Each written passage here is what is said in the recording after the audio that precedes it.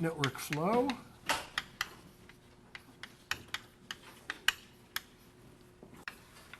And as I mentioned last time, network flow is one of the really elegant topics in algorithm design, and also very useful, both algorithmically and mathematically. We'll see today one of the mathematical consequences of this kind of algorithmic thinking. And I'm just going to write up briefly what the algorithm is again, slightly differently than last time, because last time we had an initiation phase where we actually produced a first flow. And I mentioned then that really you could just have thought of the first flow as being the flow of 0, and then look at the details for the residual flows and everything would work out. But it was more intuitive to start out with some actual flow. But now that you've seen a little bit of it, we should be able to start with just the 0 flow, or Fe equals 0 for all edges E. And then we have the residual graph phase build the residual graph GF from F. And the rules, remember, were for E contained in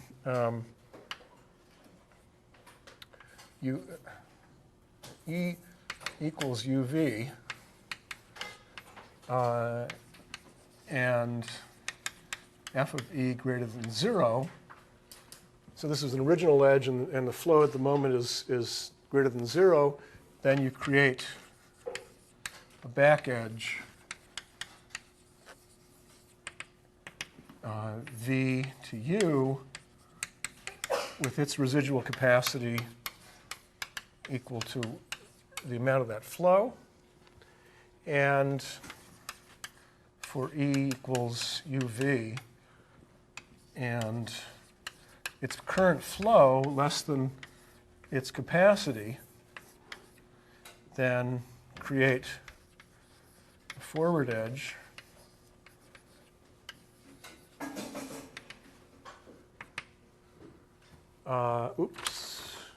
Yeah, this was from U to V, so the back edge is V to U. Forward edge, U to V, with its residual capacity, C prime E, equal to whatever its original capacity was, minus its current flow. And that's the residual capacity. And then you find an ST directed path, if there is one, else you stop if there isn't. And with min residual capacity denoted as B, and then you modify the flow. F prime E equals F of E plus B for a forward edge, edge E, and F prime E equals F of E minus B for a backward edge.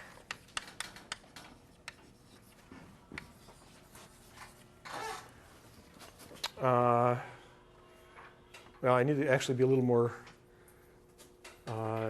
careful about this one. So if the original edge E is UV, and the backward edge that we're talking about is VU. Okay. So this is, it's in the path. Oops, got to be more careful than that. Find an ST-directed path P, and then this is for E, for an edge E that's in P. So if E was a forward edge, then you just increase its, what you're assigning to it, by B. But if the reverse of that is a backward edge, then you're going to decrease the flow on edge E by B. Okay? And then we just said iterate this. Well,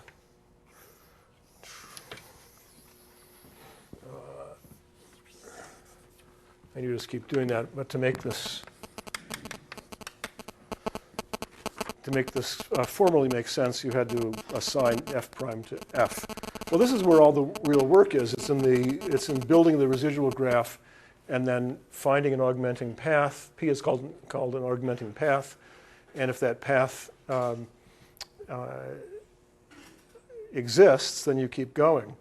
And again, I don't want to spend too much time reviewing, but I don't want people to be totally lost either. So we had this little example, 20, this is U, 10 T,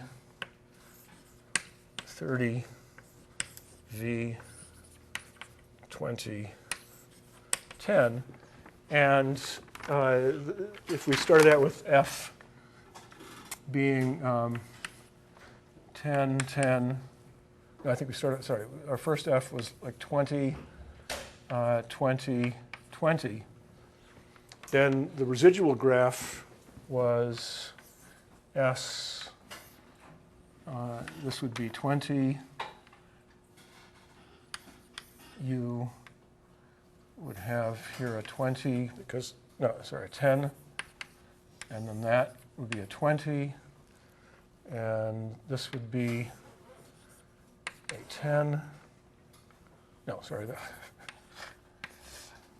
V, that's forward, and this is T, this is a back of 20, and this is a forward of 10. Is that right? That's the residual graph. Okay, and then we find an ST path. Here's one.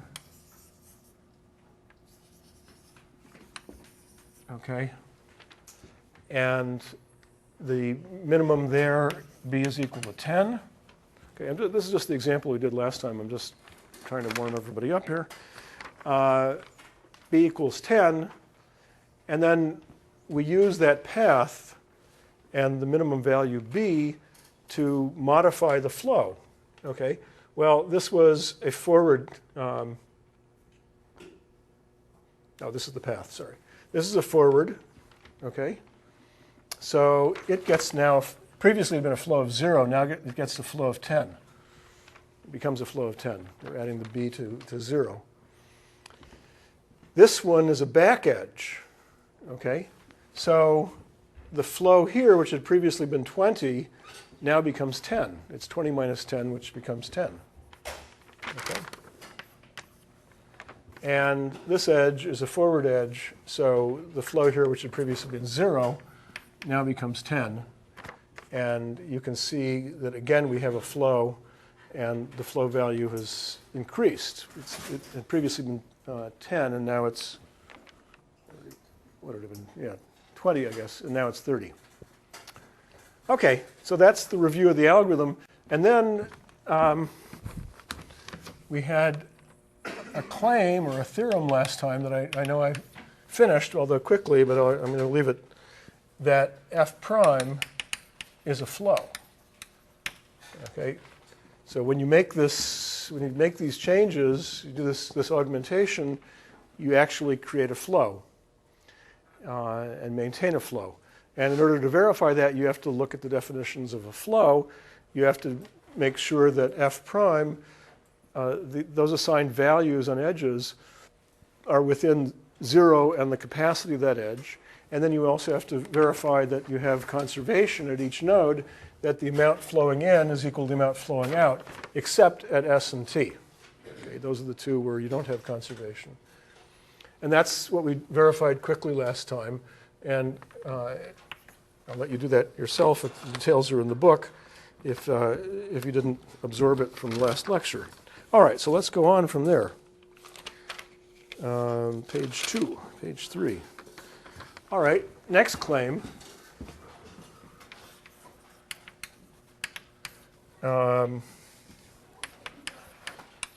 if the capacities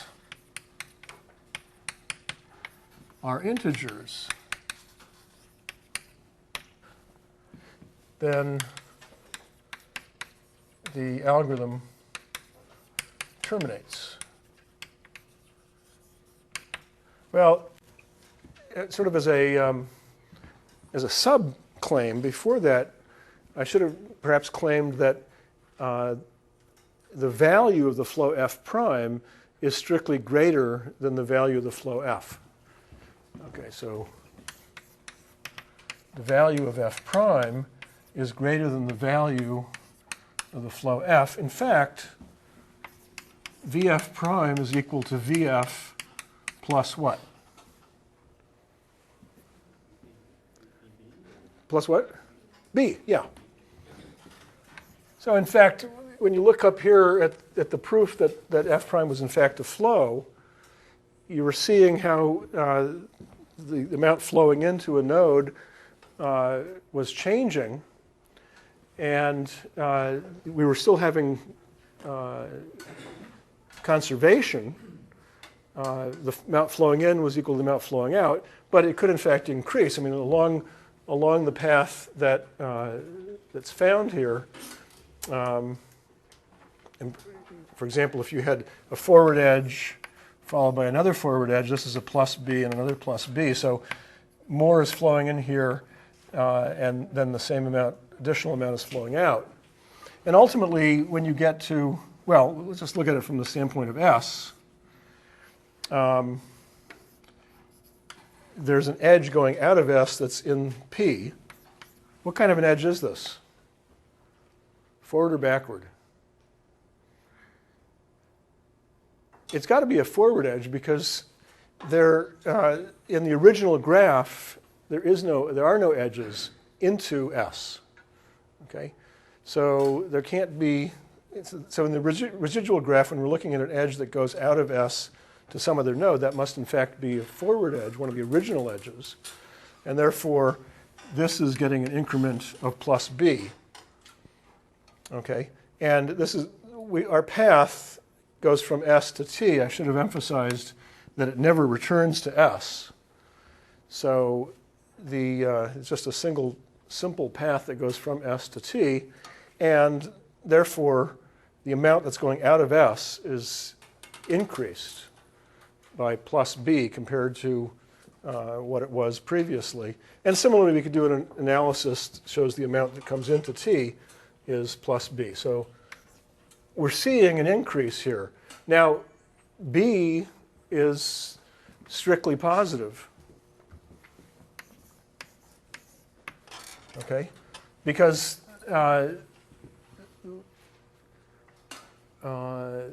if we ever had a residual capacity of 0, in fact, those edges weren't put in there, right? If I look at the rules here,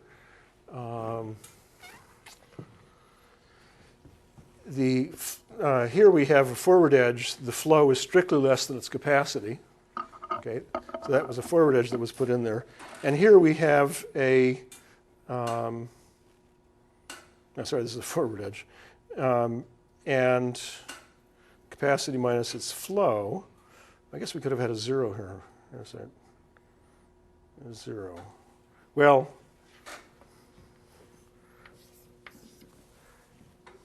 okay, and there's no point in putting an edge in the residual graph that had a 0 capacity. So we'll just have edges that have non-zero capacity. And then we're always increasing flow by some amount, and therefore we're increasing. Now, how does this claim the algorithm terminates?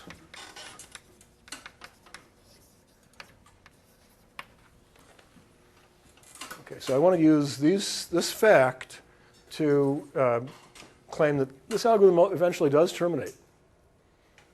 Yeah. Right. There's only a finite amount of flow coming out of S, so if each iteration takes up some of that flow, then there must be a finite number of iterations. Okay, so when you said there's only a finite flow, did you mean finite capacity? Yes. Okay, yeah, right. There's only a finite capacity coming out of S, for example.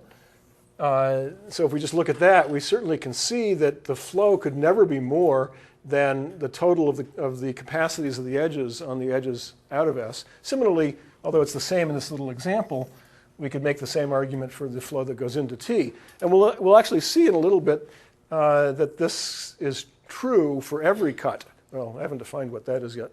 But at any rate, certainly when you look at all the edges that are out of S, that's a limit, a finite limit on the total flow. And if we're increasing by some non-zero amount, then what? There is a point that we cannot further increase it. Okay, I'm just trying to be difficult here because there's a subtle point. And what's the magic word here that I'm looking for? Integer point? Integer. Integers, yeah. So we assumed, did we? Oh yeah, capacities are integers. We assume that the capacities are integers, therefore B is in fact greater than or equal to 1, and therefore we're with a finite bound on the capacity of the edges out of S, we will eventually get stuck, or we can't increase anymore. Okay, yeah. I'm not convinced that it doesn't terminate if the capacities are not integers. Okay. I guess there are a couple of implied negatives there. So all I'm pointing out right now is that the only thing we've proven is that if the capacities are integers, then the algorithm terminates. I haven't said that if the capacities are not integers, then the algorithm doesn't terminate, although in fact it's true. That's why I'm being so careful, and it's subtle. It turns out that you can rig up examples where the capacities are irrational, whatever that would really mean, where this algorithm makes B is greater than 0, and in fact the maximum flow converges if you run this algorithm, but it doesn't converge to the maximum possible. So this algorithm actually has a weird degeneracy in the case that the capacities are irrational. Okay, we're not going to get into that because we're going to, well, first of all, when the capacities are integers, then everything is fine. And we're going to see another algorithm eventually that doesn't have that degeneracy, but it's just a interesting historical point. Does everybody see where we are with this? I mean, we've proven termination with integers, and you just should see the plausibility, or at least the possibility, that without integers, with irrationals, for example, the algorithm could make increase flow at each iteration, but by smaller and smaller amounts, so that it converges to something other than the maximum flow. And in fact, it doesn't ever terminate because it's just a convergence to some. It's one of those epsilon delta things you did when you were a freshman.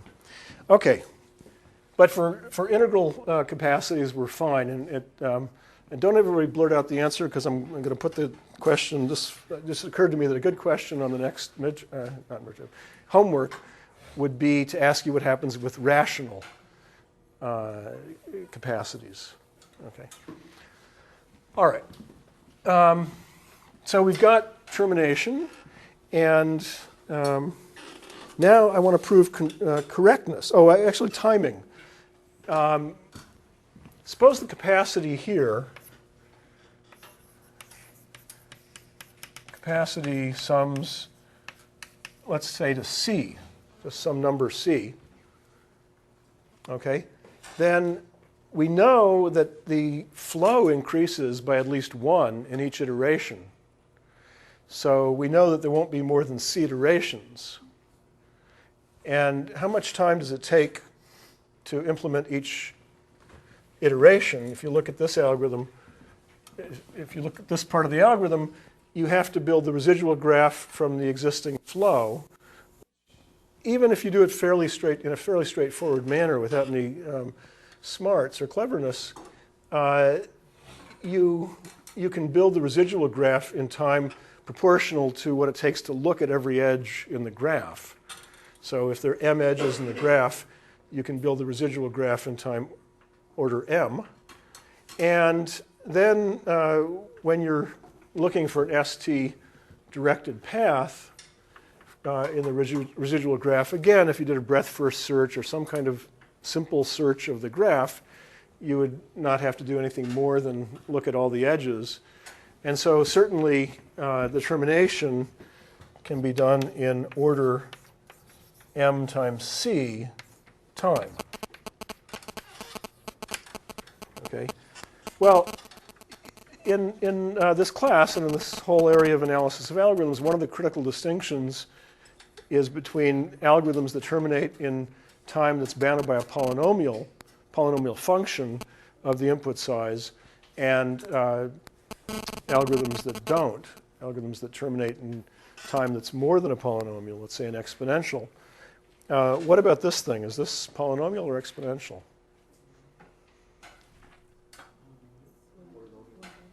I hear polynomial, exponential. What about don't care? No, I mean none of the above. It's what? Do we consider capacities as integers, or Yeah. can it be kind of functions? No, right now we're just talking about integers. So it's polynomial. Okay, it's polynomial. All right.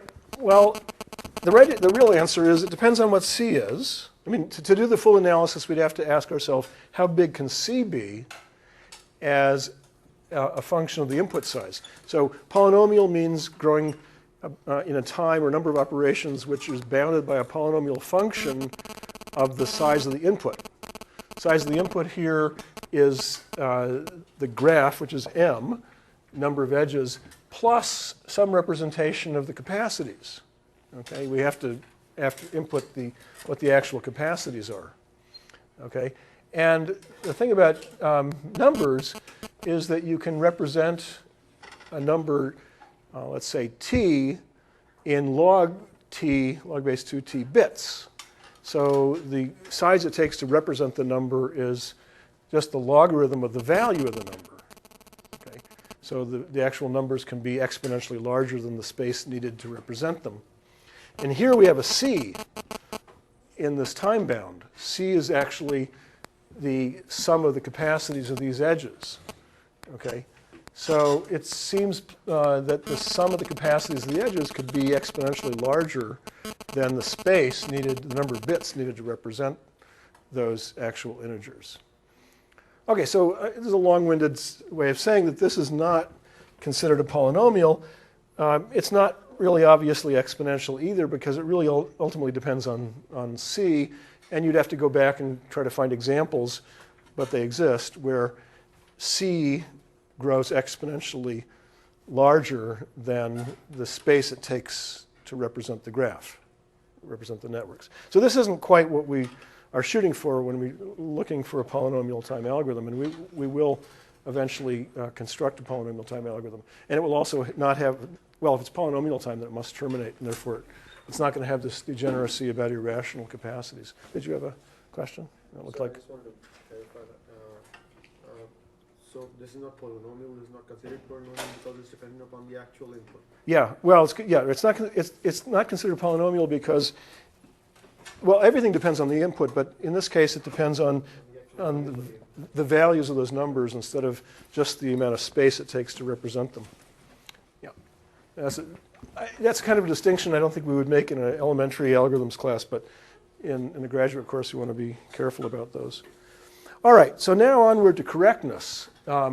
Assuming we have integers, we want to prove correctness of the algorithm. So the algorithm terminates, we've proven that, if they're integers, but does it terminate in the right, having found a maximum flow?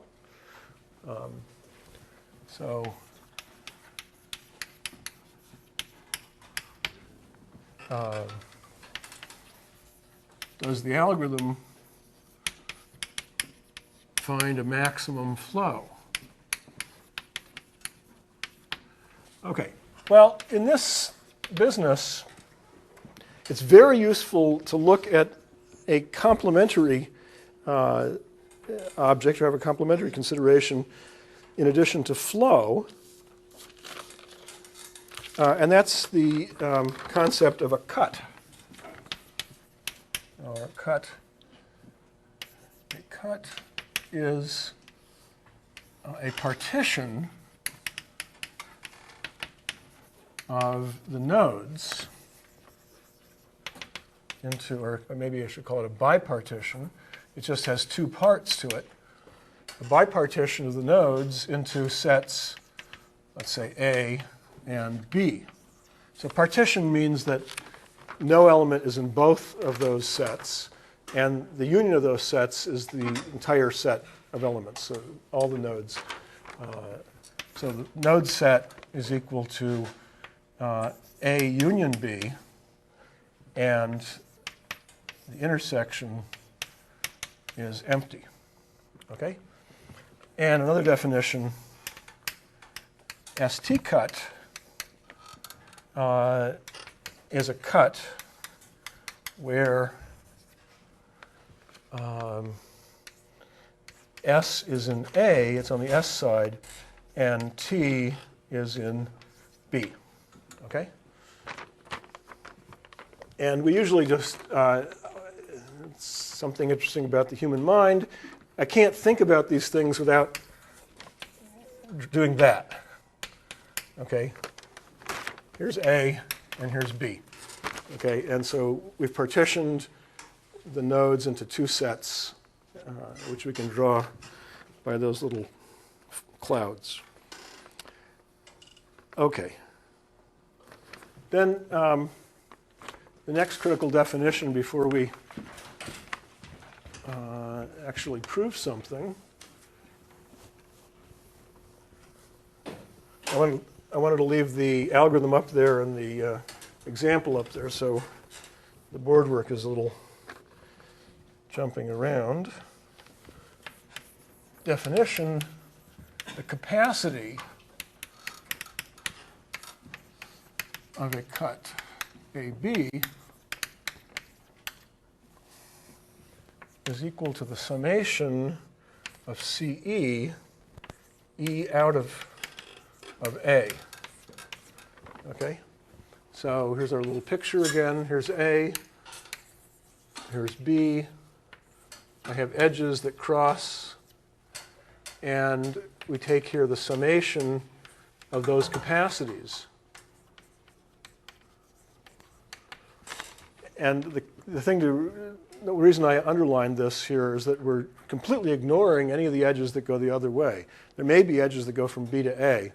And one is tempted in this definition to subtract off the capacity of these edges that go the other way.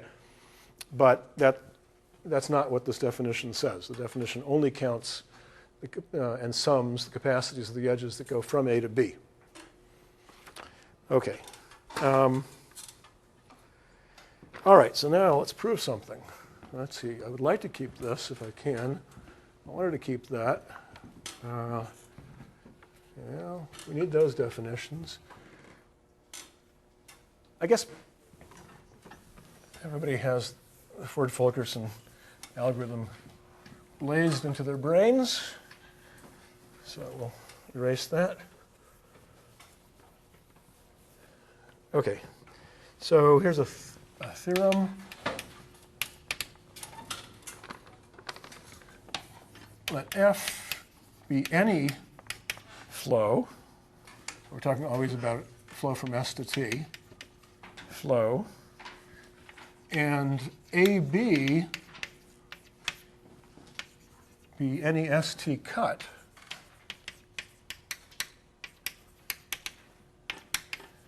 Then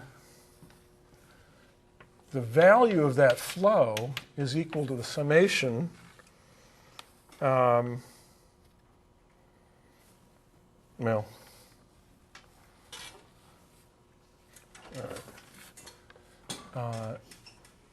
flow E out of A minus summation FE E into A. Okay?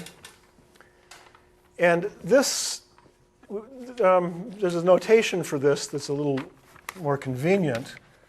So this is defined, this triple means that the next step is just by definition and not actual any observation.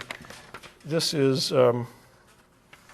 F out of A minus F in of A.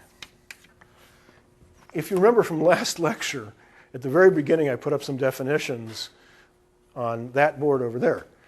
And at some point in the lecture I said we're not even getting to the point where we're using those definitions. That would, this was the definitions here of we have a whole set of nodes, the summation of the flow values out of those nodes was defined as F out of A, and this was F in of A, and so on. So this is just a definition. This is the theorem, and this is just the use of that definition. So this is the generalization I said we would see about the, well, actually, I need to take it one more step. But what this says is that you can clock a flow by looking at any cut. Okay, you don't have to just look at the edges that come out of S or the edges that go into T. Any cut whatsoever, any ST cut whatsoever will tell you what the value of the flow is. So let's look at, let's say S and U together. Take that as A, and then take the other portion as B. Okay? So what do we have that goes across from A to B? We have this edge, which has a flow of 10. All right? We have this edge, which has a flow of 10. We have this edge, which has a flow of 10. That's 30. And how many do we have that go, how much flow is there from B to A? Well, in this case, it's 0.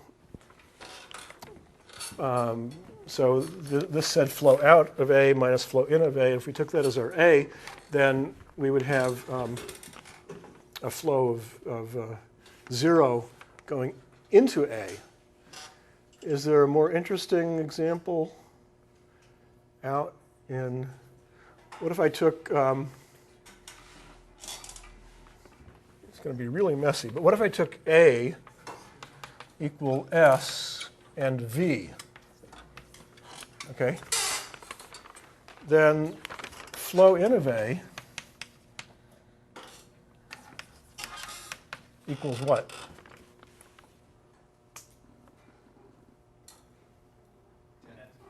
It's 10, because it's the flow along this edge is 10, and flow out of A, it's, remember, S and V, that's our A. Okay, so what's out of it is 20 plus another 20, that's 40, and 40 minus 10 is equal to 30. Okay, so that seems to work. It's always dangerous to do an example where I haven't worked it out ahead of time because, you know, just like in law, you're never supposed to, a lawyer is never supposed to ask a question in a courtroom where they don't already know the answer, what the answer will be. But anyway, this one worked out, so I got saved. So that's what this is saying, is that you can measure, and if you think of this physically, this makes sense too. I mean, if you have a river and you want to know how much is flowing along that river, and if you have a lot of tributaries to the river, you could either look at each one of those, or you could cross somewhere in the river where all the flow is going across that point, or go a little bit further downstream, or whatever. Any one of those places or systems of measurement should give you the same answer. And that's exactly what we're seeing here. That's what this theorem says. Now I have to prove it, which gives you a first look at how to how to analyze some of these things, these kinds of things. Okay. Well, we've already defined, so this is the proof. The only way we know presently, before we prove this, how to measure the flow is looking at what comes out of S. That was our definition of flow, or equivalently what goes into T. So this is what is out of S minus flow into S. How much is the flow into S? This is, I'm writing it so big it looks like a set, but this is the little, this is the, yeah, this is 0 because there are no edges that go into S. Anyway, so there's no flow into S. So this is just the flow out of S. Okay. And now I'm going to do something slightly tricky. That's equal to flow out of V, that's node V, minus the flow into V, where V is contained in set A. So the flow out of little node of the source node S is, and we know that S is contained in A. Recall that S is an A. This is an ST cut. But this says now I just take the summation over all the nodes that are in A, and it's the sum of what's out of that node minus what's in that node. Why is that right?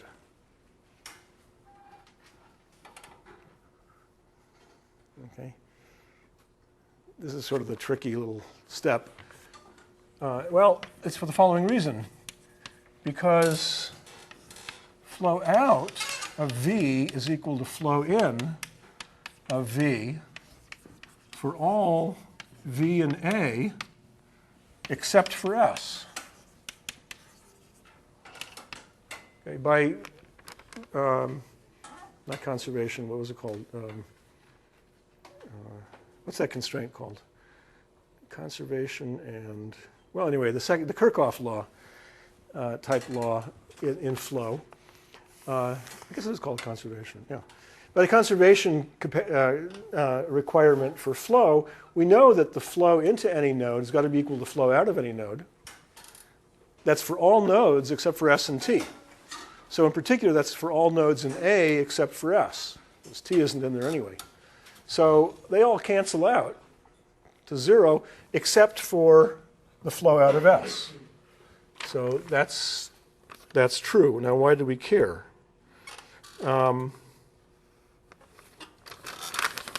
Page 5.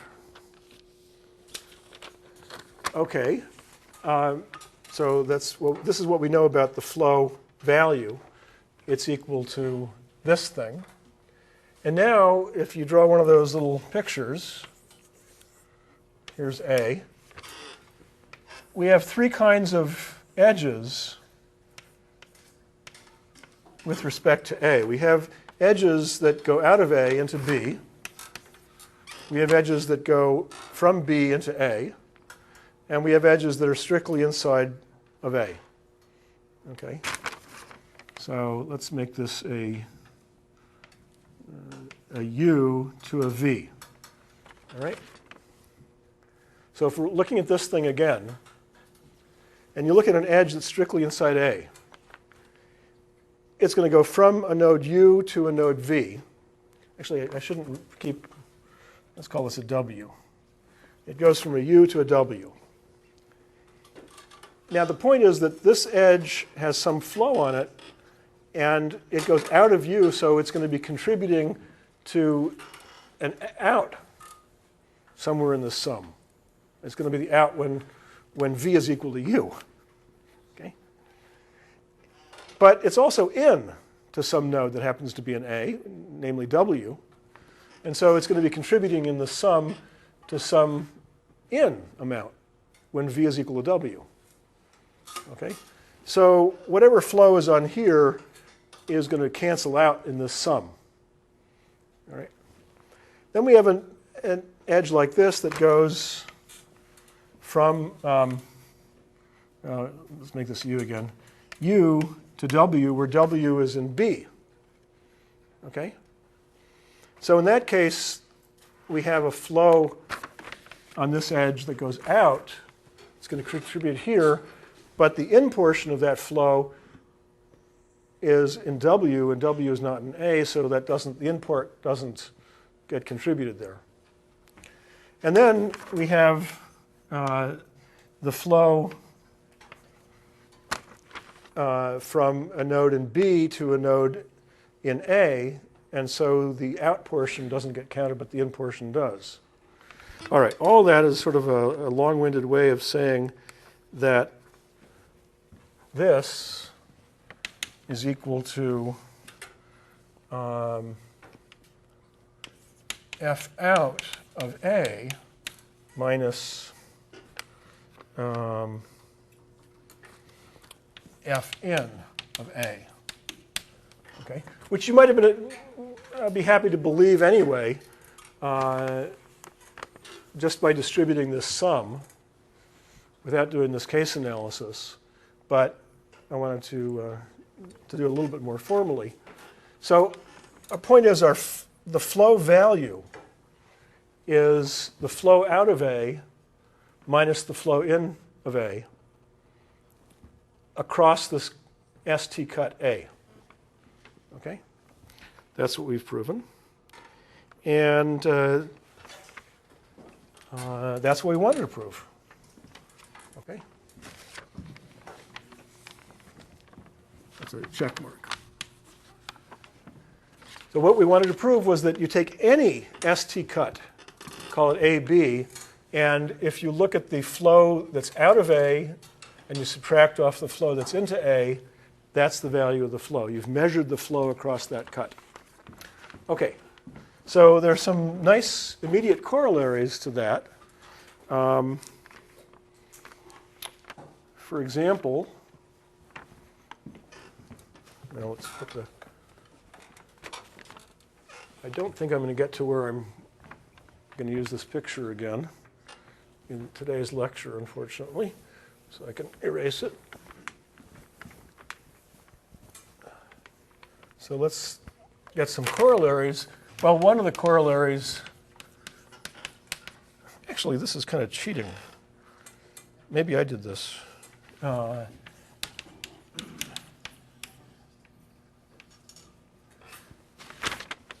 This is probably not, I shouldn't blame this on the book. I probably wrote this down in preparing this lecture. I have here as a corollary that the value of the flow is the amount that's flowing out of S. Okay? And I said that's a corollary because, well, out of S, we have an amount that's flowing out, but we don't have anything that's flowing in, and therefore this is just a special case of that. But now why is that cheating? Now that I think about it, why is that a totally illegitimate thing to call as a corollary? Yeah, we started there. We had that as an assumption. That was our definition. We defined the flow out as, the value of the flow is what was flowing out of S. Okay? And we said we justified that earlier by some earlier arguments or a definition. So, I should not call this a corollary. I just say we certainly haven't violated that. In this conclusion did not violate this thing, which is where we started. I mean, had it violated that, we'd be really confused. Okay. But anyway, so this note that is consistent. All right. But a real corollary is the following.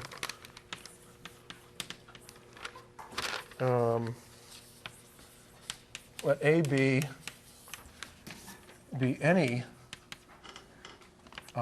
ST cut, then the value of a flow, and F is of any flow, and F is any flow, or any ST flow, then the value of that flow is less than or equal to the capacity of AB. And the capacity of AB, well, it's right there. That's the summation of E out of A.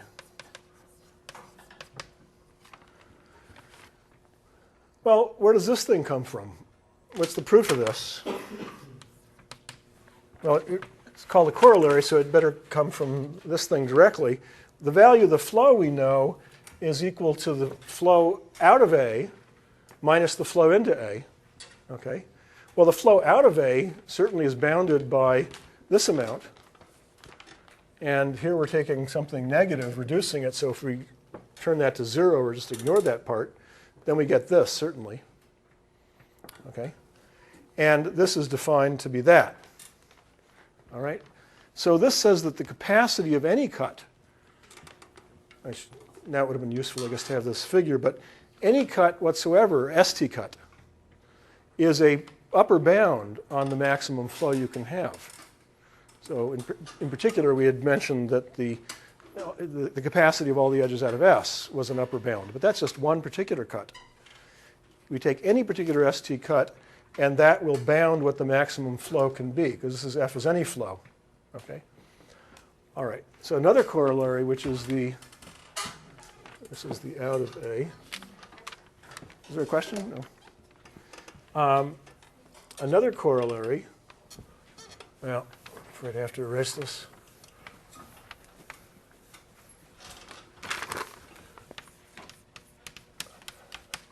If F is a flow and AB is an ST cut, where VF equals CAB, then what?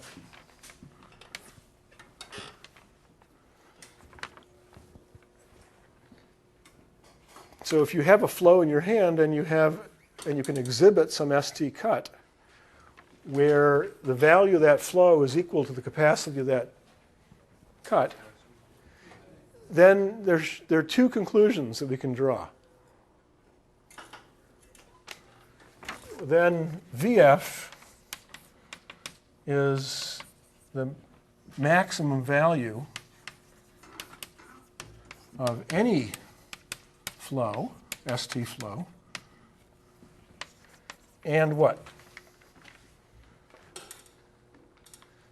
CAB is the minimum capacity of any ST cut.